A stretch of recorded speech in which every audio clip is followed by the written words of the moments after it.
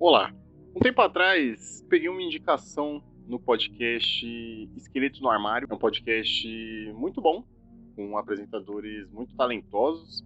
E vira e mexe, tem debates ali sobre filmes, principalmente de terror. E eles indicam algo que eu fico muito curioso e eu vou conferir. E a indicação que eu peguei um tempo atrás foi de um filme de terror francês sobre vampiros chamado Vordalac.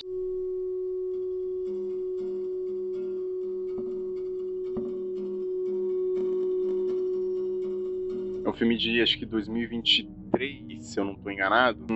Eu queria falar um pouquinho sobre. Ele é levemente diferente e atraente de alguma forma. No filme a gente acompanha parte da trajetória de um marquês que trabalha pro rei da França. Ele tá numa expedição fazendo alguma coisa, ele acaba se perdendo da galera dele. Ele vai parar numa cidadezinha um pouco exótica, nem uma cidade em si, ele vai parar num campo bem afastado, bem exótico e bem diferente do que ele tá acostumado a viver. Buscando ajuda, ele bate na porta de uma família estranha, cheia de segredos, e daí o filme começa. É uma história bem simples, bem direta e bem funcional, eu diria. Como o próprio título em português fala, esse filme tem um toque e uma presença vampiresca, mas de uma forma um pouquinho diferente do que a gente está acostumado a ver. Enfim, a coisa mais interessante de qualquer mitologia que a gente já conhece há muito tempo, assim, também independente do formato da história, são os conceitos em que os artistas se propõem a brincar, né? Conceitos que já estão estabelecidos e que vão ser mudados e colocados dentro do contexto ali da própria história, e entender como a novidade vai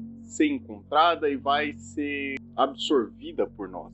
Vordalac é a adaptação de um livro, que obviamente eu não li, mas eu acredito que essa expansão de mitologias e gênero como um todo venha do livro em si. Acredito baseado em nada, mas acredito. Então, ter uma novidade com a figura do vampiro e a presença do vampiro principalmente, e os conceitos que trazem o vampiro à tona, são muito particulares nessa história, são muito divertidos de se ver e é muito, muito interessante. A começar pela caracterização do vampiro em si, a presença de mitologia e a forma como os próprios personagens reagem a essa presença. A produção do filme conseguiu passar isso de uma forma excelente, evoca muito uma coisa de estranheza na gente, mas que até os próprios personagens sabem que as coisas não estão do jeito que elas deveriam estar, mas de certa forma eles tentam manter uma normalidade porque, cara, tudo ali é tão exótico, é tão estranho e a gente tá num ponto que nós somos carregados pelo personagem principal, que é o Marquês, no filme, em que tudo ali parece muito fora do comum.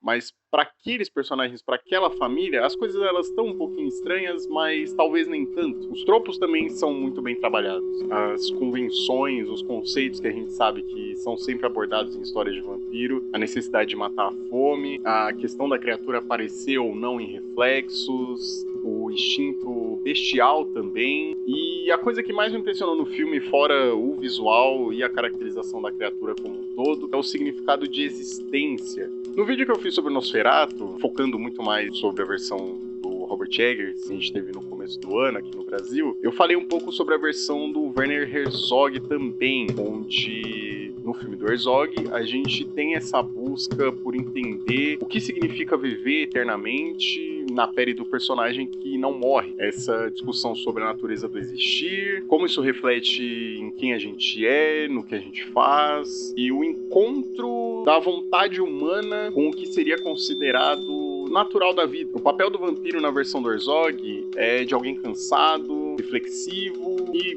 com uma determinação questionável, por exemplo. Isso é ótimo de discutir e é um dos elementos que são interessantes de ser abordados em qualquer obra de vampiro que a gente vá ver. E isso de tratar essa questão da mudança a partir da transformação, como isso afeta não só quem foi transformado, mas as pessoas e o mundo em volta também é muito interessante e é muito, muito bom nesse filme. Em Vordalac, existe um significado que coloca-se como justificativa para o personagem do vampiro agir, o que motiva ele, por exemplo, digamos assim, além da questão natural da fome, por aí vai, que é o amor. Eu não vou propriamente dar spoiler nem nada, mas eu vou tentar falar um pouquinho sobre aqui, porque esse é o principal diferencial do filme, pra mim. É colocado que o personagem que é transformado em vampiro inicialmente faz o que faz por amor. Isso é muito bom. Não é nada novo, exatamente, mas dentro do que é construído, do que é proposto no filme encaixa muito bem e traz uma sensação até de frescor para esse debate, por assim dizer. A gente conhece um núcleo que ele é muito pequeno no filme, que é uma família ali de umas 4 pessoas? 5. Mais um Marquês e mais o pai da família.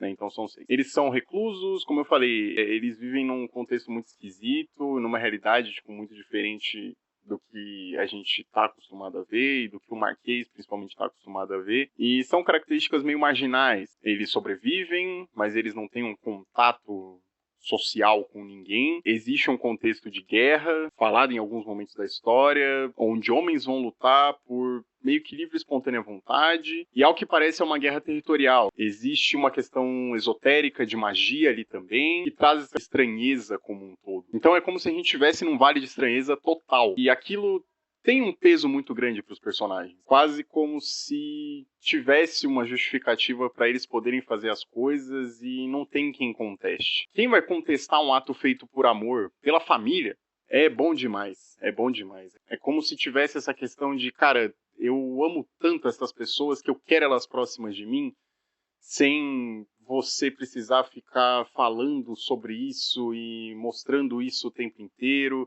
e tendo que explicar o porquê que eu estou fazendo isso. É amor, cara. É amor e isso basta, entende? É muito bom.